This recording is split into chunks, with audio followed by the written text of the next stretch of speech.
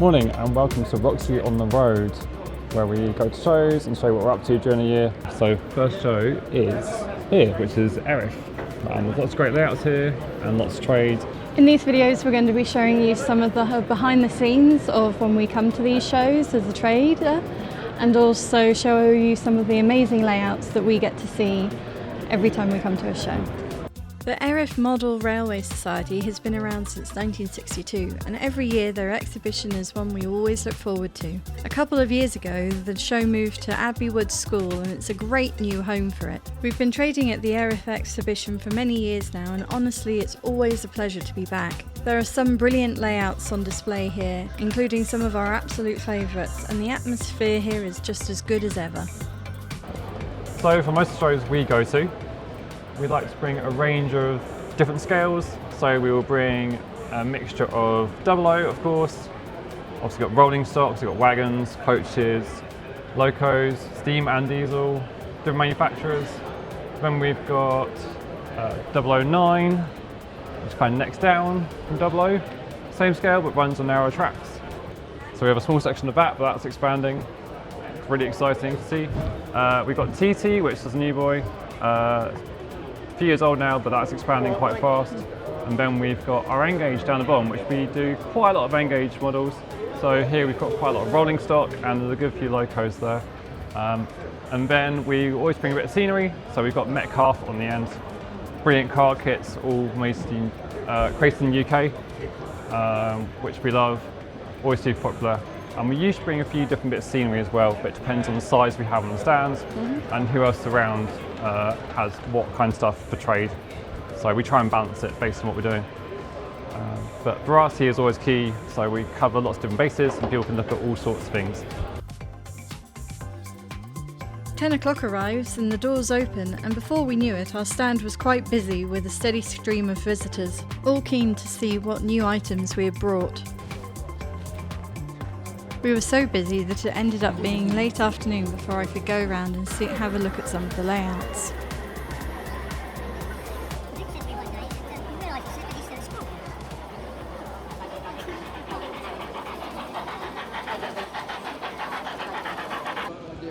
Ian from the Mid-Essex Model Railway Club told me all about their layout, Butler Central.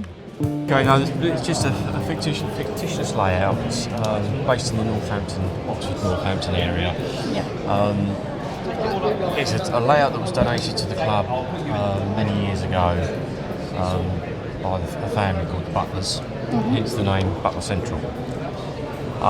Over the years it has grown, and it was only an L shape when we first had it, and it's grown from 8 foot by 8 foot L shape to what we have today, which is the 22 by 11 foot running layout. It's dual purpose, so it's got DCC and DC.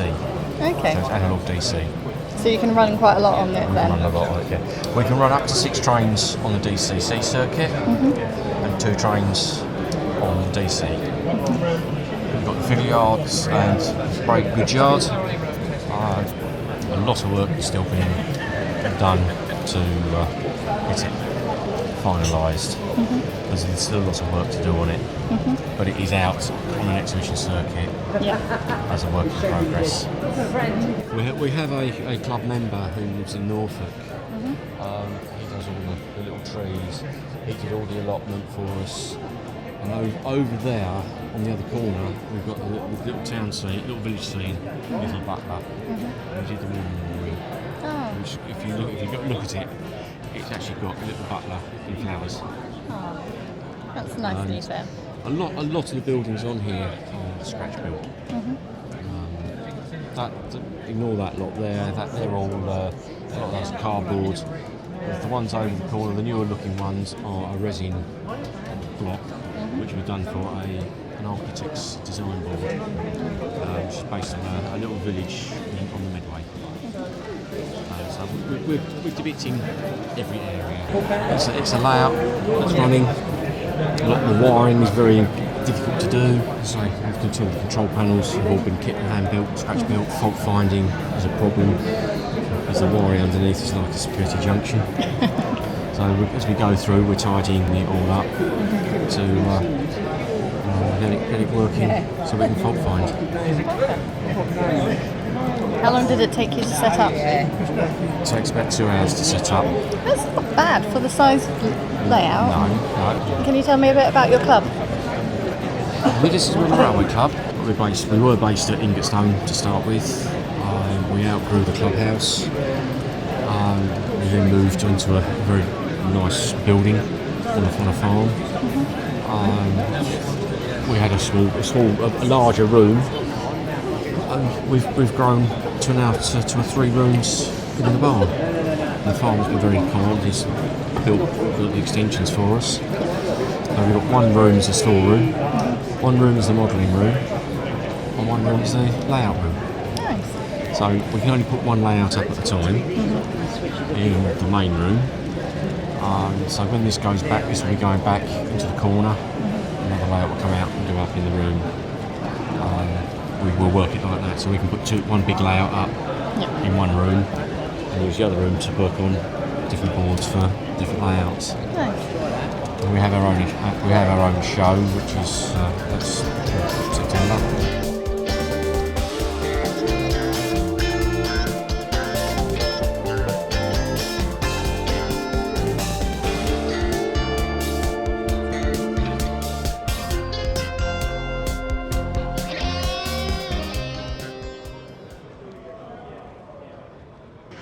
The next layout was a real standout of the show. Beijiao, an industrial steam layout set in China. Paul, its creator, told me all about it. Well, as I often say, I have got the best Chinese layout in the country. But equally, I've got the worst Chinese layout in the country because I've got the only Chinese layout in the country. What inspired you to do a Chinese layout? Well, I travelled to China 15 times to photograph steam. I liked photographing steam, and China was the last place on earth that had mainline steam, which lasted until 2005, and industrial steam lasted until 2023, I think, was the last industrial steam. And when is this layout set? This layout is set in 2001, which was the last year on the national network that steam was still used in a very limited geographical area.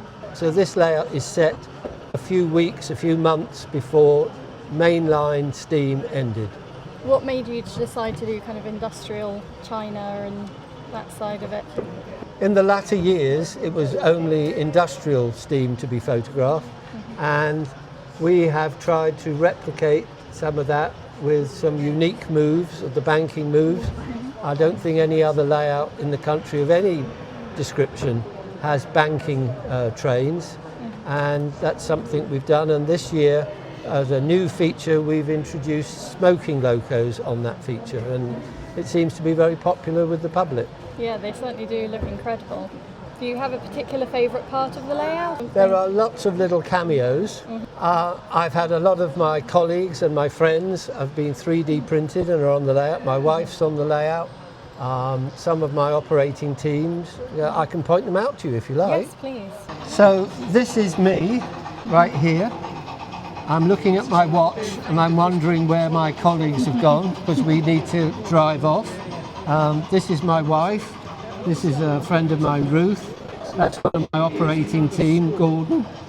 And they're all doing unusual things. There was no point in having expensive 3D printed people if they were just standing or sitting. So I'm looking at my watch. My friend Gordon is looking into his video camera. And my wife is pointing to these vegetables that she doesn't see in Asda in Watford, and she doesn't know what they are. Here we have a television crew. This is the equivalent of Good Morning Britain. This is Good Morning Beijing, and they've got a film crew down here because it is only a few weeks from the end of steam, and they're doing an interview right there. Down here, somebody has crashed into this vehicle and knocked off the wing mirror, and the man has called the police, and you can see that he's pointing here and said, look, it's missing, and the policewoman is taking notes. Here we have a Chinese version of Del Boy, and he's selling rather illegally some special souvenirs. Here we have a couple of people playing Chinese checkers. Over here we have some photographers and somebody making a painting. Oh, lovely little scene. Over there we have somebody that the shutter on that second shop has jammed, and somebody's trying to climb underneath. Have you toured around a lot with this layout? Yes, the layout has evolved a lot over. It started out in 2000. The first exhibition was 2018, and if you look back at those photographs, things have changed an awful lot. It's been in constant development, and I'm hoping that it's now reached the end of that, and from now on it'll just be a simple case of bringing it and taking it out of the box and playing with it. Will you be starting on a new project? I've been trying to start a new project for the last 4 or 5 years, but this has occupied so much of my time, just the maintenance and the upkeep. They're a real labour of love. Yes. Mind you, it has taken a toll. I'm 32 years old and I look like this. How many different trains do you run on this? There'll be about 25 trains. Some are long and some are short. So you can see from the back you've got quite a lot of variation and stuff. And we try to make every train distinctive. So at the front of the train we try and put some unique vehicles. yeah. And I see you've added moving vehicles to it as well. Yes.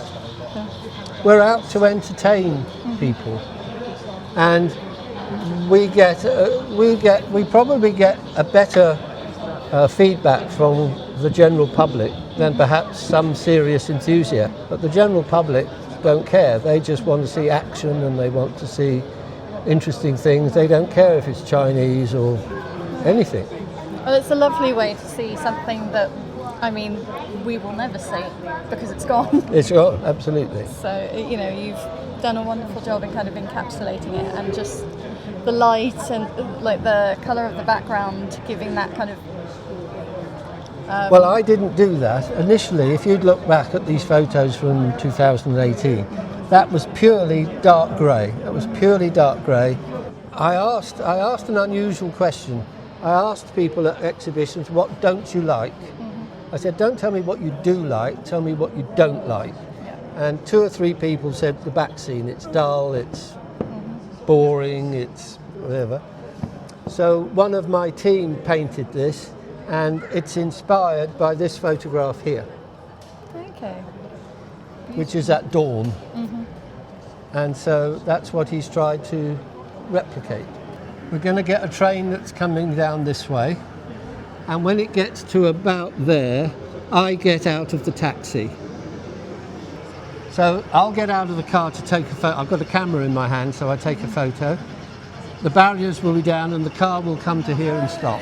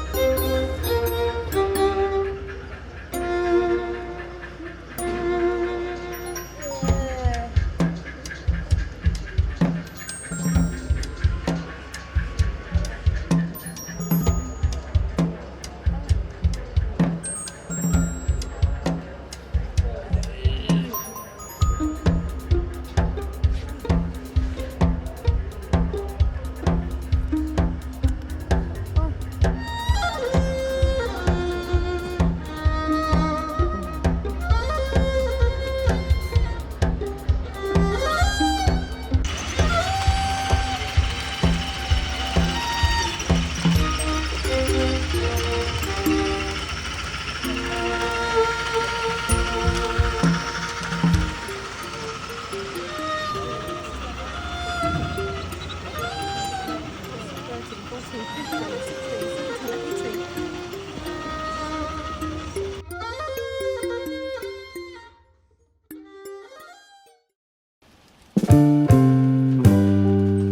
also had the pleasure of chatting with Gilly North from the Engage Society about her layouts. Yeah, certainly. This layout, particularly all my layouts that I do, are all inspirational, and they are normally built on nostalgia or something we've done or something really nice memories. So this particular layout was when I was evacuated to my grandmother in South Wales at the beginning of the war, and I was down there for 5 years, the whole length of the war. And then when that was over, we moved back to Sussex. And then I'd go back every summer holiday to stay with my grandmother because I loved her so much. And I love Mountain Ash, which is where this is, Mountain Ash. It is an actual place. You wouldn't recognise it if you went there. It's very much inspirational, as all my layouts are inspirational. So I went back every holiday and loved it down there. So when I started modelling, which I did when I was about 70, I started, about 6 or 7 years ago, I decided to make this one as a memory to my grandmother, who I absolutely idolised. And so I built the mine. Mountain Ash actually did have a mine that end and a mine that end of the town, and the town in the middle. Both mines have gone, completely gone. But this town is still there, but very sad. It's been one of these towns that's been, because the mines have gone, there's no work left. So you wouldn't actually, if you went to Mountain Ash, you wouldn't recognise it. But it's got the church, St Margaret's Church, where my grandmother was buried, my mother was married. You've got the stones, the bed. The Queen was, as she was the Queen Elizabeth was made a bed there, a bard there when she was princess, just before she became Queen. And I've named several shops after my grandfather, who owned a number of shops in Mountain Ash. What drew you to Engage? Peter's always been interested in trains. My husband is Peter. And he's always been in trains ever since we've been married, but we never had time or the money. We did build a room onto our house to build trains, but in fact the children took over and it was a hobby room, a mess room. And so we didn't do anything about it until we went on I think we joined a club just before we'd been married for 50 years, the Engage Club. And we were interested in Engage because that's what Peter had been interested in ever since he was a child. And so we went on this holiday on the Glacier Express, and from that I built a mountain layout, which was for the first time, I can believe, and it got first prize first time it was taken out. So that encouraged me really to start building more layouts, and since then I've built that one, the glacier one, that one, then this one, then that one, then that one. The two end ones we've done between us. We've done them all between us. Mm-hmm. Peter does all the track laying and all the nasty bits I don't like doing. So, and I do the scenery. So he's done 1 or 2 scratch buildings as well himself, and here he's done 1 or 2 scratch buildings. So, and I've been in Model Rail, that. So, yes, I'd forgotten, yes, that layout as well, which I did a few years back. But the latest one was last year, which was that one. So, it was to get into Engage. Because he was started, my husband started it basically, that's why. Yeah. And you can get far more detail, far more interest, interesting scenery on there. You can get more pack in more for Engage scenery. But no, it's a hobby that's pleasant, but we've been doing it now, as I say, since I was 70, I'm now 86, so doing very well. We've got to think of another hobby after this when we can't get underneath to put the layouts up. We're not sure what we're going to do next. And do you have a favourite scene or a favourite part? What, for the layouts? Of any of the layouts. So. I like talking about the Stoke potteries because we had a canal boat for 20 years. We used to go through Stoke-on-Trent every single spring. And so that's, I don't think my favourite. This one is my favourite really because of my mother, my grandmother. It's the most just sentimental. brings nostalgia back, yeah. So really this is the favourite one, and I wish she could have seen it, really, to be honest. But, I think, yes, that's all really I can say about it. Ribblehead is obviously because we did our holiday up in the north of England, and Peter wanted to build an aqueduct. So I built the scenery around it, and he built the aqueduct. So that was nice to make as well. But I haven't got an idea for another one, and my fingers probably now getting too rickety to do. And so it's a lovely hobby. Lovely hobby. Gets you out meeting lots of people like yourself. So. Do you have any advice for anyone wanting to get into the hobby? No advice? Well, no, just join a club, really. That's the only way you can do it, is to get into a club. All the people here, Ian's our exhibition manager, Kevin, well, we don't know what he is. But all our club members, they are all lovely, and they all give you help whenever you want. They're there to help you. They really, really are. I don't know anybody else. Dave around who's been helping us. You meet a nice, friendly bunch of people. Just go along to a club and join it. Then from there you can decide what you want to do, really. So that's basically it. But they are a lovely lot. They are. They really are. They're all fun. And I'm the only lady of our club. They're lady helpers who make the tea. Well, I make the tea every club night. But, and if we have big occasions, there's other people who do the tea. But, I think it's just join a club. That's the main thing, really, to get on. I know. I mean, I love your layouts. So the pottery one, I think I've been 3 or 4 shows now. Yeah, well, it's real life, and it's still there. It is still there, yeah. And it's nearly a copy of it, but not quite, obviously. But it's very much, the layout is like that for it, so. And I think the chimneys coming out the smoke does help it give its authenticity, as I say. People say, "Oh, I'm going to do that," but I still haven't seen anybody do the steam. Have you? Have they? No, very rarely. No smoke. Public call for more smokestacks. Yes. Well, thank you very much for talking to me. You're very welcome. Thank you.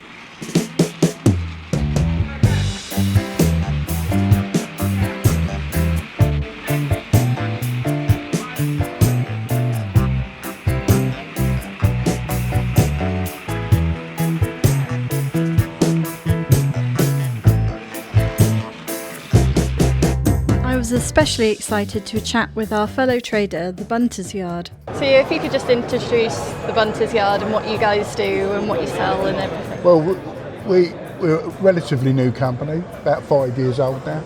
We do laser cut, resin printed, pretty much anything you want.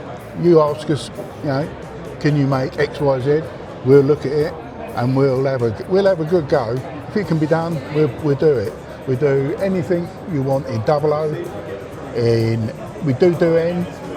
Some of it's a bit challenging because it's so small. O-gauge, barrels, bridges, buildings, anything you like. Process starts with an idea usually.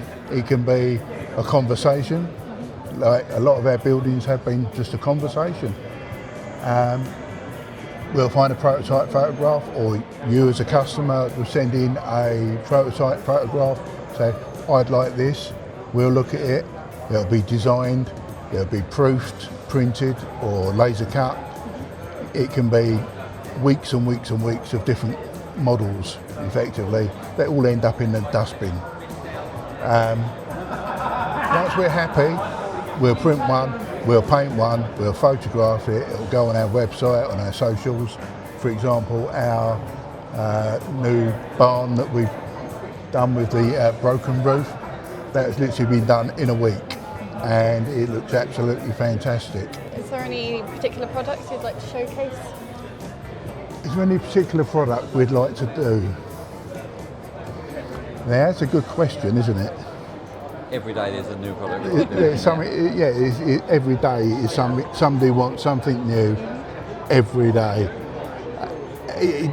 Some of them are complete crazy. Some of them are, what a great idea. Today, for example, we've got a new product idea today from a layout in this show. We won't tell you what it is until we're ready to put it out, but it's modular in its form and it'll be something that people will probably really enjoy. Showcase, yes, let's showcase something. If you come over this way.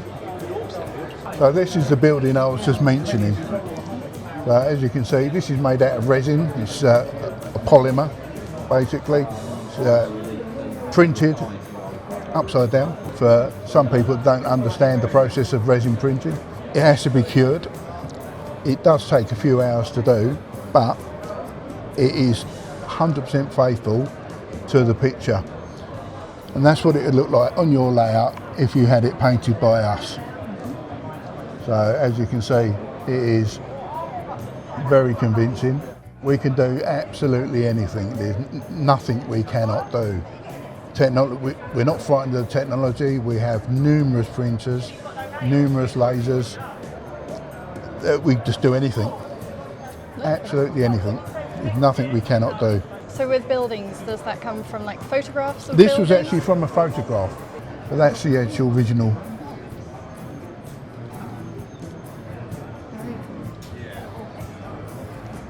So yeah, literally just from a photograph, we get a building in not even a week. So very, very, very quick. Sneaky peek at the new ones. Yeah, do you want Yes. just for special, sneaky peek at some new ones coming. It's going to be a derelict version and a complete version. Cool. And that one as well, which is Oh, lovely. Well, we'll be excited to see that. all 3D printing and ready to go. Another one is one of our favourites, is the pub. That's not painted properly. This one's not painted, it's partly done. It's not complete. It's all been grouted, different colour stones. They're not printed, they're painted. But the process of doing that is on our website, on our social media site, I should say.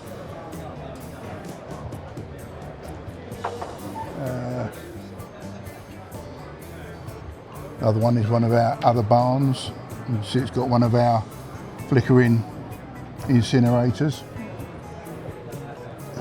which are these, which you can actually see working. And where would people be able to find you if they wanted to order from you? buntersyard.co.uk online.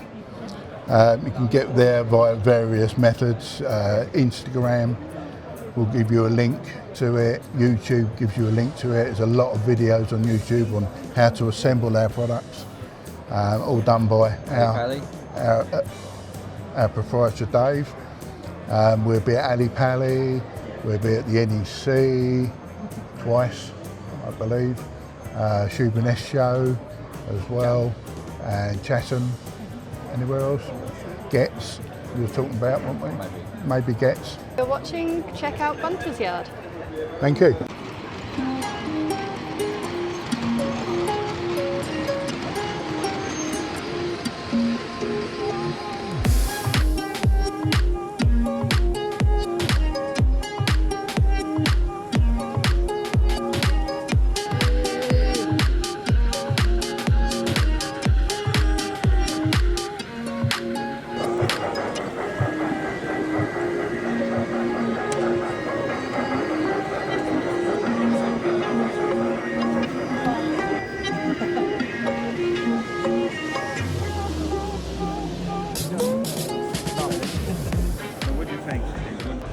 So something people are interested to see in the show has been the new 59s from Dapol, the second run of those, which are very nice.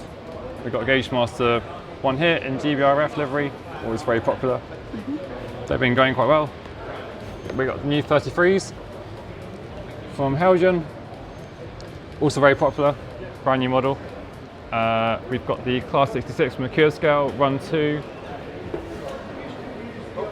Great model for value for money, also very popular.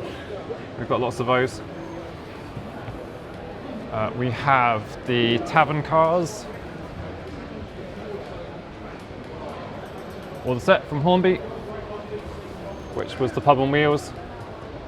So this crimson and cream one has this really cool brick texture along the half of the coach. We haven't got the unpack here because it's sold. But really interesting coach to add to anyone's layout, whether you're Rule 1 or Air Pacific. Really smart, They've got lights as well, which is really awesome. And then we've got, I would say, the Port of Par Alfred and Judy. In this really nice box from Rapido.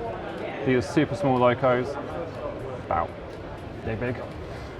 And this comes with a nice brochure on all the history of the Port of Par Bagnalls. It's got Alfred and Judy in it, as reserved, a nice postcard. This one's sound fitted. Yeah, really interesting, different model. We've sold out of all the small ones of those, but we've got a few packs left. I held down the fort at the stand for a bit while Dave went and explored some of the show. I then got to see Holden's Lane, a 00 fine scale layout.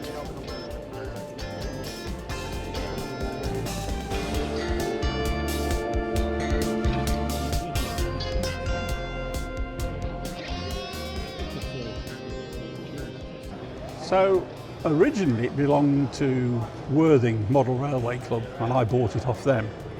So it's been going for about 25 years now.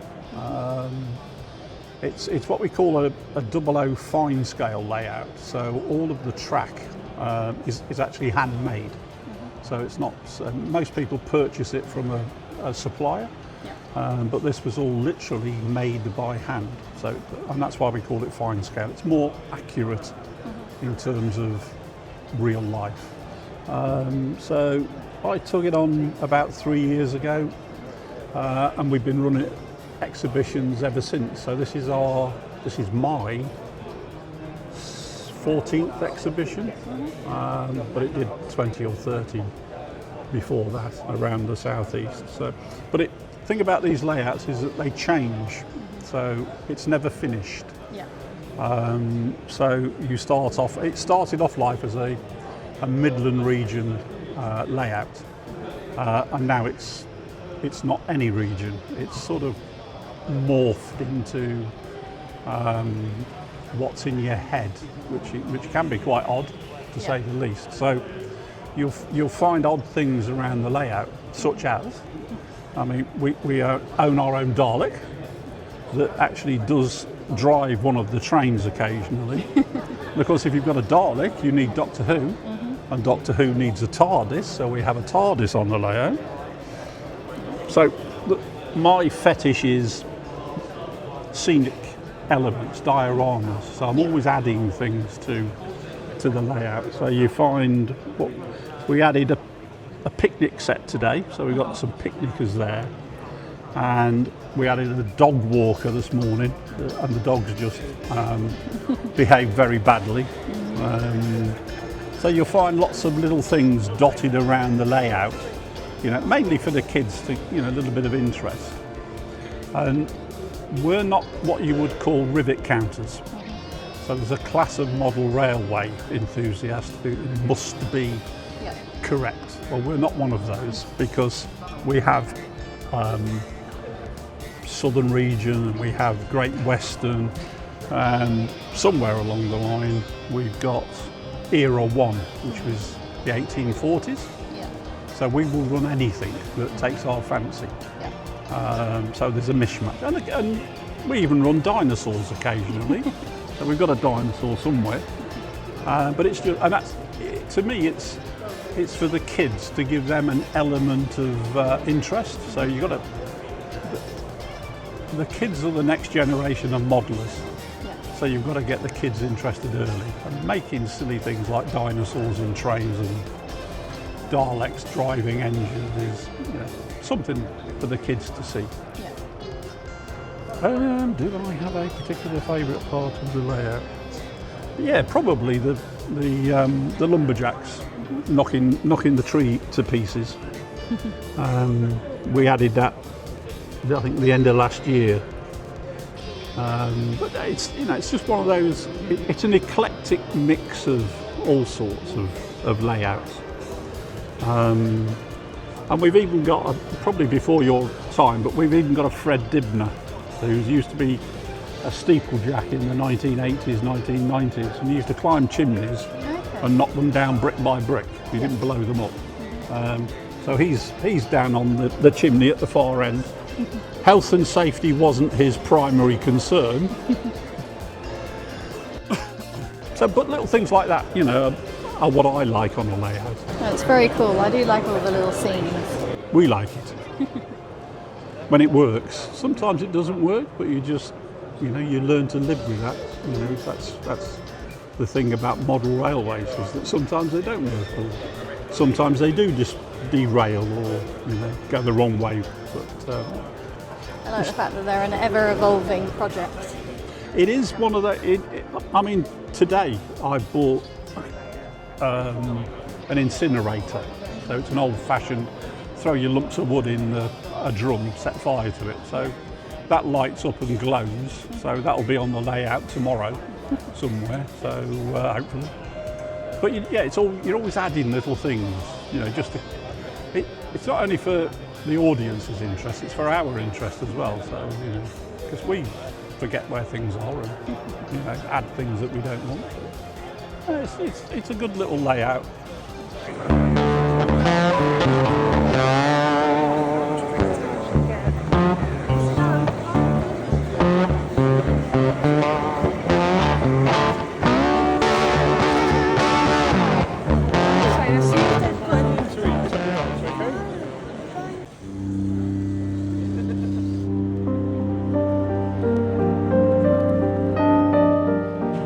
This is 1917. It's called Wristband Corner because it was a real layout, you know, there. At the moment, it's not there anymore. It's a McDonald's on the roundabout. The other bit is depicting. It's Capilla Fern. It's a zigzag what they used. It is now a tourist attraction. And the top bit is our interpretation of what would be going on just on the line. And being an engineer, he's manufactured quite a lot of the stuff himself. It's handmade. It took us 2 years to build, and so far people seem to like it. So I'm quite proud of it, actually. Yeah, you should be. Yeah. What inspired you to do a layout based around? We went over to the Somme a lot. We go over there on holiday and that, and seeing everything that goes on and into the history and everything, and we stay there. And you know, it just seemed a nice thing to do.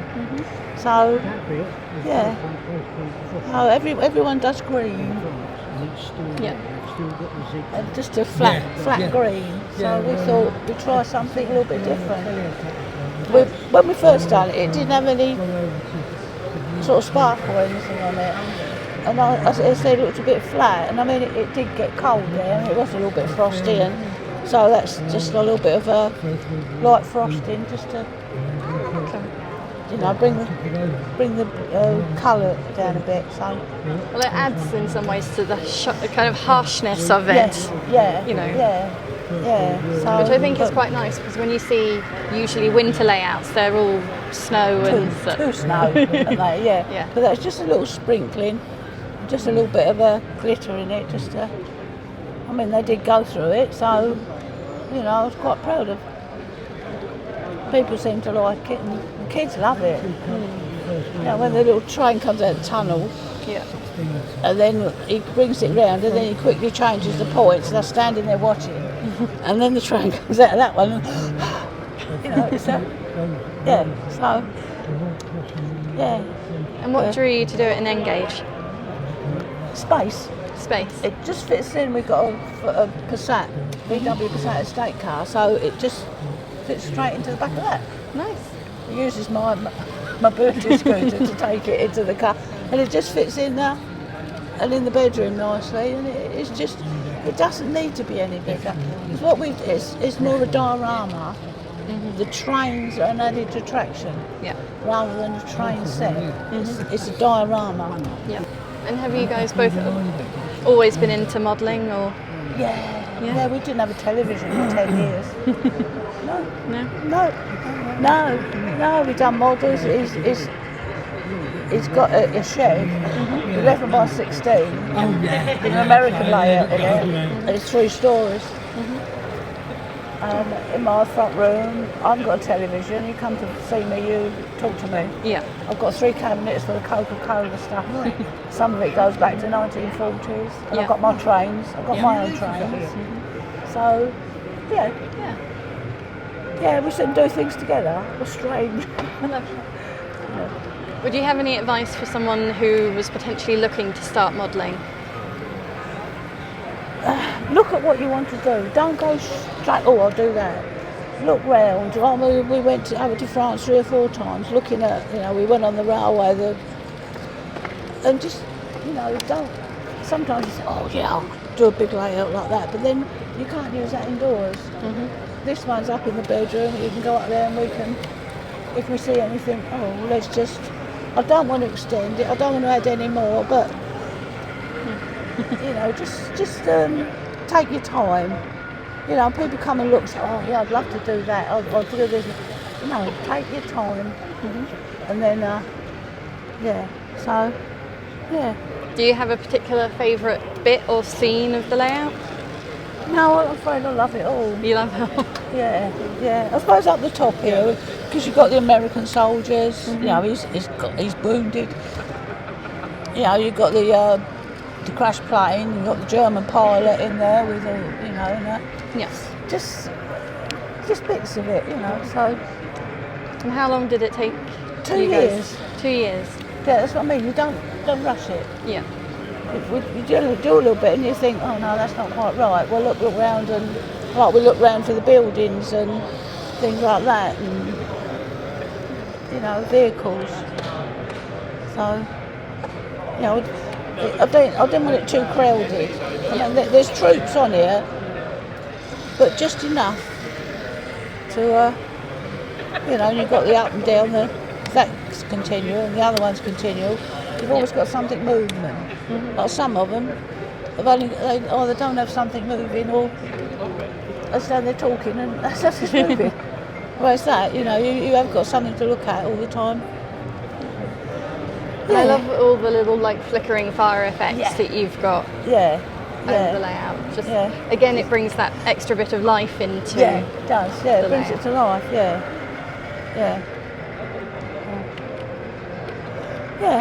I'm quite proud of it. Yeah, you should be. It's a wonderful layout. I've seen it a couple of times, and and I've got all my pictures on the side and the map and everything down the side and around the other side, just to add a little bit of poppy context and such. Yeah. Well, thank you very much for talking to me. Thank Yeah, my name's Andy Sparks. This is Glenfinnan, which is my O-gauge layout. And I'm part of the East Surrey Model Railway Club, so most of the people operating the layout this weekend are from my club, and we have several other layouts that come out to exhibitions, but this one's my own. At home, it forms part of my garden railway. It stores in the garage and comes out across the lawn, and I can run trains around the garden using this. And then I have 2 fiddle yards that come out just for the exhibition. And what was the kind of inspiration for this? I fell in love with the West Highland line when I was a teenager and first visited there in 1983, and just loved it. And it's a really good line for O-gauge layout because the trains were relatively short.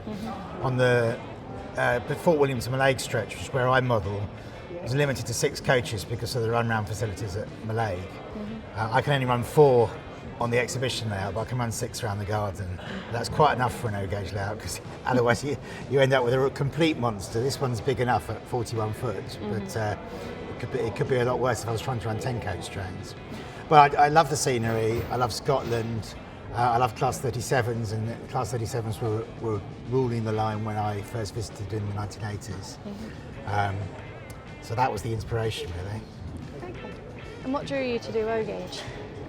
So O-gauge, I always admired it. I liked the size and the mass, and then prices became more reasonable as the sort of ready-to-run stuff became available from, I guess, 10-15 years ago.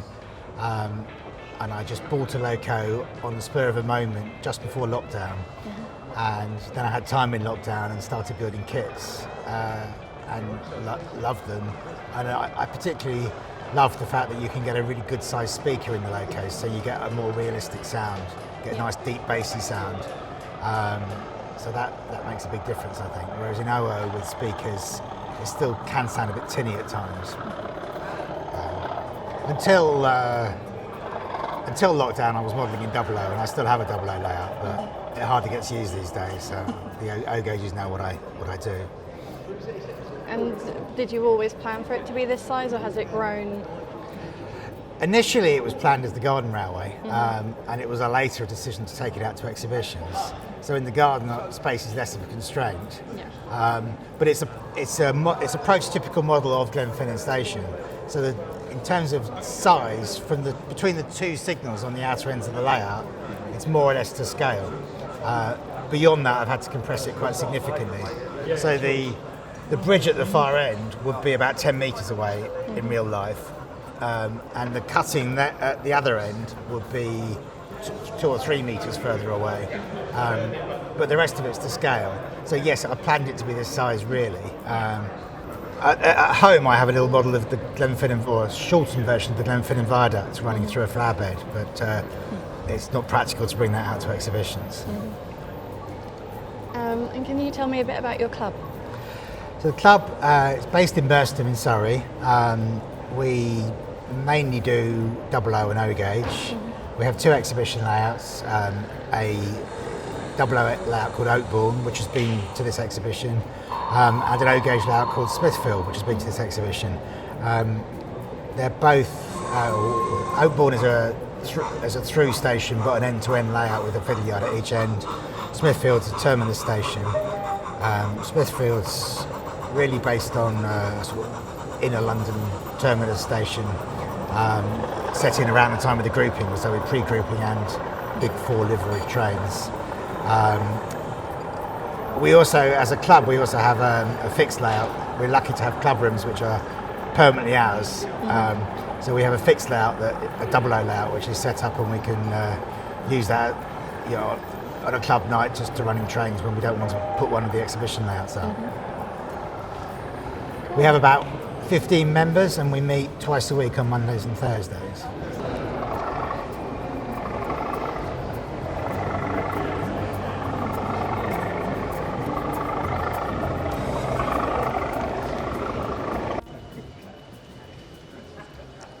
Hi Justin.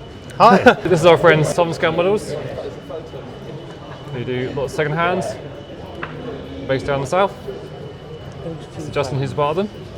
So yeah, tell us a bit about who you guys are and. Yeah, so we're all friends from the Chatham and District Model Railway Club. That's how we all got to know each other. Yep. In addition, we have my husband John. We had spent some time covering trade stand for a former trader called Ray Morris, who Luke in particular had done a lot of work for. And he was coming near to retirement, and we made him an offer on his stock. We decided to use a former name, Southern Scale Models, which had belonged to Luke's granddad. So that was quite nice. And from there, we just managed to start buying collections, and we've grown way beyond what we imagined we would, which is quite nice. But we quite enjoy going out, going to shows, supporting shows, meeting all the same faces, and it's quite nice. You get to build a rapport. It's a nice surprise sometimes. It is, yeah. And one of the things that we wanted to do when we set out was be the best trader we could be. Be the trader that we would want to buy from. It's a good aim. So making sure that products are tested rather than just selling them and what have you. But you don't want someone to go home and go, "Oh, it doesn't work." And no, that's it. I mean, it goes in circles. Sometimes you can't help that something's failed, but making sure that then people are able to contact us easily and rectify any issues that there might be. We've then gone on to do sound fitting and sell DCC decoders. Very useful. Yeah, and there wasn't many available on the exhibition circuit, we was noticing. So no, it's true actually. Yeah, I don't know why that is, but but yeah, so it is literally a case of, would you like chips with that, sir? That's a good phrase. It also means you can go and enjoy shows sometimes as well. Yeah, absolutely. We get to go in, go around, have a look, and it's quite useful because some of us are involved in the Chatham show. it gives us a good opportunity to have a look at layouts, get talking to other traders, and encourage people to come to the show. Yeah, because you're part of the club, so Yeah, that's it. it goes in like kind of community and circle when you help bring people in. Yeah. Just helps the hobby. Go. What's the coolest thing you've seen that's come in with you guys? About a year ago, we brought a load of kit stuff, all pre-built, and there was some real rarities in that. So nothing in particular stands out, but there were some bits for me because I model the Kent and East Sussex Railway, and so there were some logos in there that I'd been looking for, and I think really we'd all managed to find some of the items that we wanted, so that was a real benefit. And That's dangerous. It is. You end up spending a lot of your own money, but the kit items went down a storm. And, kit stuff can be quite something because sometimes. that's the thing. If you see the kit that you've been after for years, you kind of have to buy it. Yeah. Well, some of it, like amount of love and care and effort that goes into some of the stuff that's crafted is insane. Yeah. Kits are actually expensive. If you buy one and then build it, whether or not you build it yourself or commission someone to build it, they cost a lot of money. So sometimes to find one pre-built, particularly if it's in the livery that you want, it's quite something. It can save you money. That's interesting. The most interesting thing you've got on your stand here at Erith? Most interesting thing, I think that's going to come down to what you model. Preference. Yeah, your own preferences. I mean, I quite like Modern Image, so we've got a few items. We don't generally stock a lot of Modern Image, so for me, I'd probably pick out the DMUs that we've got and things like that. But I don't know, it depends what excites you, because we've got Wartime Black Flying Scotsman at the moment, and that's quite interesting. Yeah. It's not something that's been run too often by Hornby, so... But it's also still a bit of a kind of a Marmite kind of thing. Some people like the Wartime, yeah. some people don't. One item I really like the Wartime. I didn't buy, but I was quite tempted by, is we had the Flying Scotsman as preserved in apple green, which is how I first saw it at London Victoria on the British Pullman set in That's I nice. suppose the early 2000s. And I don't know, sometimes something like that becomes interesting just because you can remember it and completely. Because it's a part of it becomes nostalgia because you remember seeing it or going on it, and it's a part of your life in some way, which is a really cool thing about this hobby in general. But there's so many connections to everything that you can usually find something that someone would have been on, that they're passionate about, or they're restoring, or they know someone. That is something that we get all the time. So like someone will come up to the trade stand, they'll see a loco that perhaps they've been looking for a long time, or I don't know, perhaps their father used to drive or something like that, and it'll you end up entering into quite a conversation about their life, their experiences, or their family's experiences. Yeah, so it's what nice. I know we find really special about being sort of talking to people. I think it's nice when you talk to more people, you find out so much stuff about the world of hobby and absolutely history that you might not have heard of before, and it can really open your eyes and be amazing sometimes. Yes, because despite the fact that these are toy trains, there's a lot of interest and there's a lot to know about them, and they mean so much more. Yes, absolutely.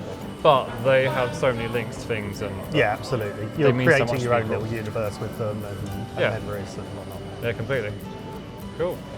Well, where are you guys going to be next? We're at Tunbridge next, so that's next month. Very much looking forward to the Tunbridge show. We've got a bigger stand.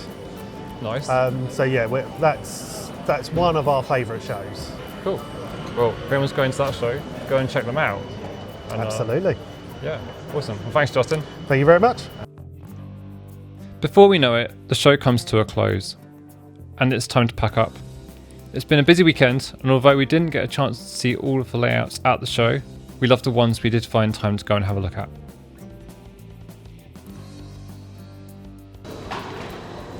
And that's it, Erith Model Railway Show 2026. All done and dusted. It was such a great show. We saw so many amazing layouts, met so many amazing people. And we can't wait to come back next year. Next show we're at is at Alton, so if you want to see us, you will see us there. Yeah, we've got over near Alresford. So end of the Watercress line, lots of great layouts, good trade support. We'll be there. Yep. Couple weeks' time, so see you then. So we'll see you in the next episode of Roxley on the Road.